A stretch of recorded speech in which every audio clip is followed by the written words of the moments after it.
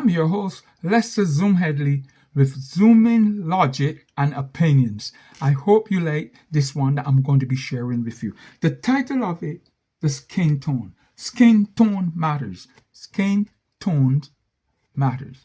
Okay, why the look of my skin tone? Why should I be submissive? Why should I be downtrodden in certain areas of life? Why? Just why? Just why the color of my skin was overworked, abused with racism and exploitation. Why the downtrodden behavior? Why? Just why? Only people of color, black people, poor white people, brown or orange, have been given priorities in workplace. Certain measurements, certain priorities. Sports also have that. Management, PR work, bottom tier jobs, selection. It matters. Your skin tone matters in all those areas that I have just called out. You're not going to be a CEO and a GM easy like that in a white orchestrated place. No, no, no. And if you do, it's only for a short time. The color of the skin matters. That's where it matters most. Oh yes, they have their purpose, they have their steadfastness, their selfishness, and the strengths making them useful. So your skin tones, they're useful too. They come in useful. Okay? They're tailor-made to everyone's need. They are tailor-made to all the needs, and all the positions that be entrusted upon you are mostly determined by your skin tone. Sometimes your ability, sometimes your experience, sometimes your education, but mainly your skin tone. Look at the most basic of respect that will come with skin tones, skin color. Okay? They come from a percentage also from your behavior, your discipline, your attitude, and the opportunities that will be presented before you, again according to your skin tone. And your status will be determined by your skin tone. Your appointment will be determined by your skin tone. Lacking self-respect sometimes, lacking dignity and honor, your drive and your purpose, according to your skin tone, has to work harder. You have to work harder in order to be successful. On the other hand, it comes from the system, which is hidden by the word diversity.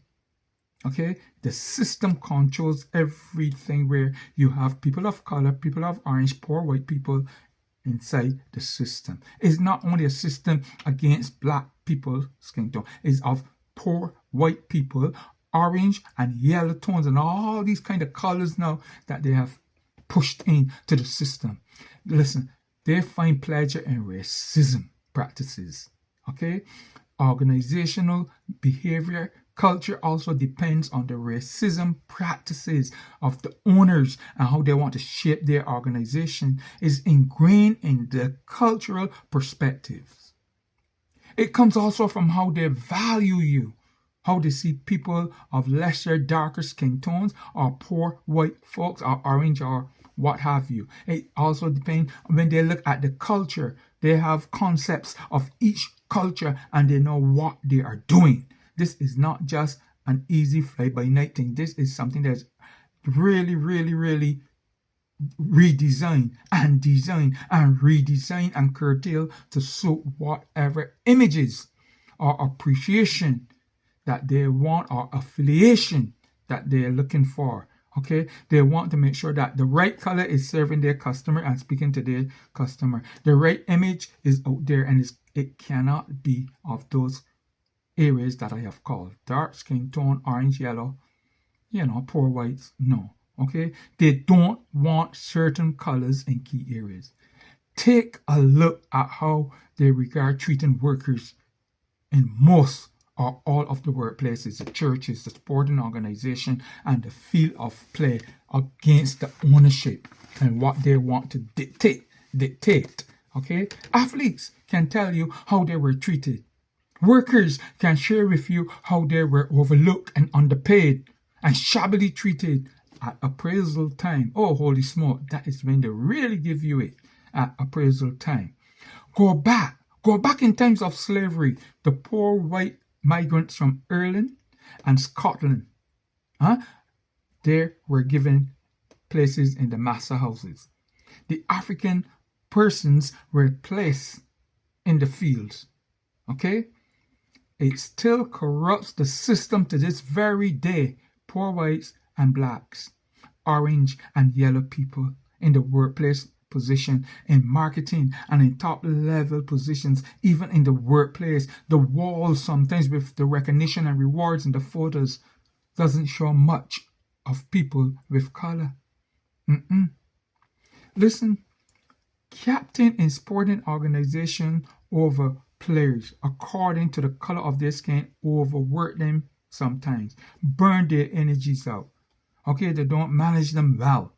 They look at them and they decide who they're going to burn out until the person becomes the higher or highest paid, most dependable, most valuable athlete on the team. Then it changes. The concept changes. The power that be in control dents the spirit.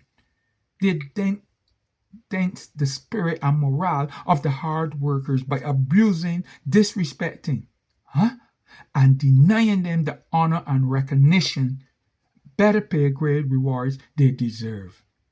It is something in the system. We cannot change it, but we can talk about it, we can identify with it, or we can pretend that it never happens. But it does happen. Then the entire diversity discourse come into play to shield them from shame. I have to make sure that I employ a certain level of colors in this job or in this organization. That is saving shame. Okay? Brown, orange, that is shame, because you're going to still undercut them, overlook them in the organization. Now, we came up with black and white, and now they put it brown and orange. Brown and orange. Look, these are the remnants from the 1930s, 40s, 50s, 60s, and 70s still being allowed in this world, holding on for dear life and being allowed to manifest their ugly self in today's world. Is not going to change. I can't change it for sure. I can only talk about it. I can only speak about it in many discourses. And I'm speaking about the blacks, the poor whites, the orange and the brown culture within the organization, how they're looked, how they're promoted, how they're programmed, how they're treated. I can only speak because this is reality. This is reality. You might not agree with what I'm saying, but it is reality. Why the skin tone matters? Because that's how the culture of the organization is, and that's where it want. That's what it want. That's why skin tones, skin color matters. Okay, it still exists in today's context. We can't get away from it, but we must never be afraid to address it. We have to address it. Okay, we have to address it. Skin tone and skin color matters to many associations with various levels and degrees of racism. Okay, and decision making. If you think that it does not exist, it's because you are tuned out to it. You are afraid to identify with it. You are afraid to call it out. But it does matter. It does matter to the owners, the investors of these organizations. They don't want certain people at the forefront of their organization. No, they could be in the background cleaning. They could be in the background keeping law and feeding all the good knowledge and doing all the wonderful things. But if your skin tone is not of the right texture, you're not going to make it. So it matters. It matters in this instant. Ladies and gentlemen, I'm your host, Lester Zoom Headley, and I'm signing out on this one. I know what I said is the gospel truth. And I hope that you can identify with it and call it. It's nothing but you being racist. No, it's not about that. It's you calling a spade a spade. Okay? It's you calling it out. Until next time, keep an open mind. Keep an open mind and address all the issues surrounding you. Never be afraid to address them. Speak gloriously to them and call them out. Call them out. Might not be able to do anything about them, but at least you're not stupid. You're calling them out. Lessons from Headley signing out with you on this particular one. Thank you.